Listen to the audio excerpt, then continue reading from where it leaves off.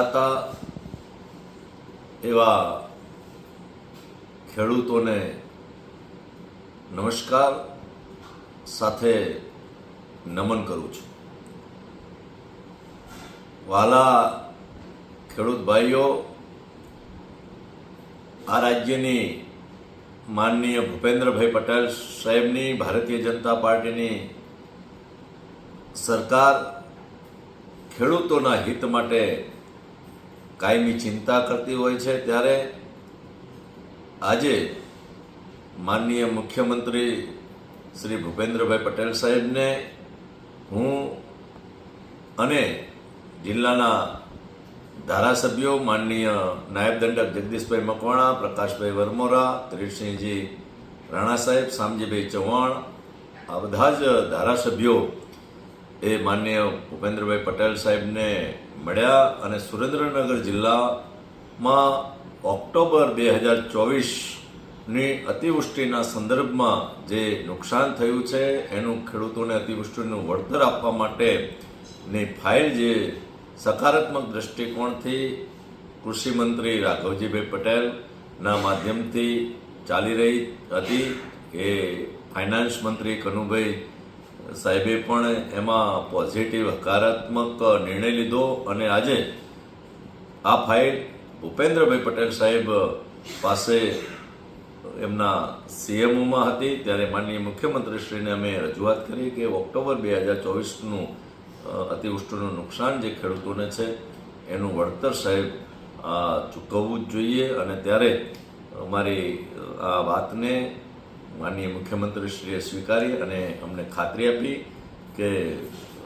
સાંજ સુધીમાં તમને હું એ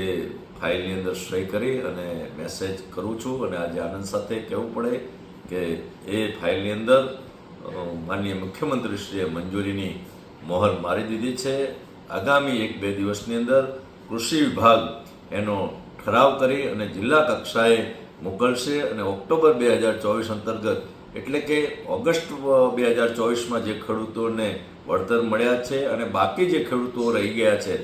એ ઓક્ટોબર 2024ના પેકેજમાં સમાવેશે। આ તમામ ખેડૂતોને અતિવૃષ્ટિની જે સહાય છે એ ટૂંક જ સમયમાં 1-2 દિવસની અંદર જ એનો ઠરાવ થઈ જશે અને જિલ્લા કક્ષાએથી જે